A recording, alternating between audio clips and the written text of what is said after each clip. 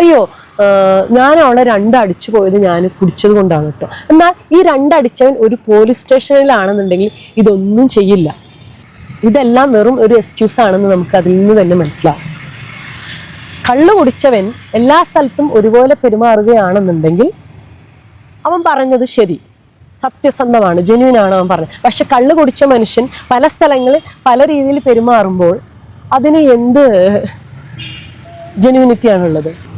സ്ത്രീയെ നോക്കുമ്പോൾ കണ്ണിറുക്കുക, അതല്ലെങ്കിൽ ഒരു പൊതുസ്ഥലത്ത് ജനനിബിഡമായിട്ടുള്ള ഒരു ഇടത്തിൽ സ്ത്രീയുടെ മാറിടത്തിൽ തൊടുക, അയ്യോ അറിയാത്ത രീതിയിൽ തൊടുക, സ്ത്രീയുടെ ചന്തിൽ അറിയാത്ത രീതിയിൽ പ്രസ് ചെയ്യുക, അല്ലെങ്കിൽ ജാക്കി വെക്കുക, ഇതെല്ലാം പുരുഷന്റെ മാനസിക രോഗമാണോ അത് പ്രിവിലേജ് ആണോ?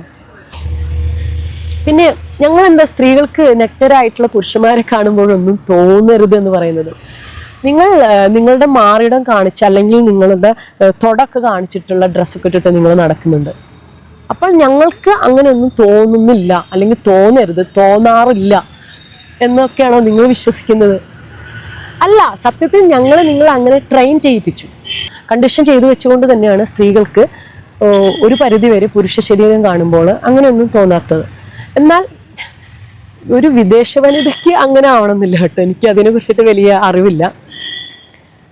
സ്ത്രീനെ കണ്ടീഷൻ ചെയ്ത് വെച്ചുകൊണ്ട് തന്നെയാണ് സ്ത്രീക്ക്, അതായത് ഷർട്ടിടാത്ത ഒരു പുരുഷനെ കാണുമ്പോൾ, അല്ലെങ്കിൽ ബർമൂഡ ഇട്ട് നടക്കുന്ന ഒരു പുരുഷനെ കാണുമ്പോൾ അവനോട് സെക്ഷലി അട്രാക്ഷൻ തോന്നാത്തത് എന്നുള്ള ഒരു വശം അവിടെ കെടുക്കട്ടെ. പിന്നെ എൻ്റെ ഒരു കാഴ്ചപ്പാടിൽ എനിക്കൊരു പുരുഷനോട് സെക്ഷലി അട്രാക്ഷൻ തോന്നാൻ വളരെ ബുദ്ധിമുട്ടുള്ള ഒരു വ്യക്തിയാണ് ഞാൻ. അഥവാ അങ്ങനെ തോന്നണമെന്നുണ്ടെങ്കിൽ അവൻ്റെ സ്വഭാവത്തിലാണ് ഞാൻ യഥാർത്ഥത്തിൽ ആകൃഷ്ടയാവുന്നത്.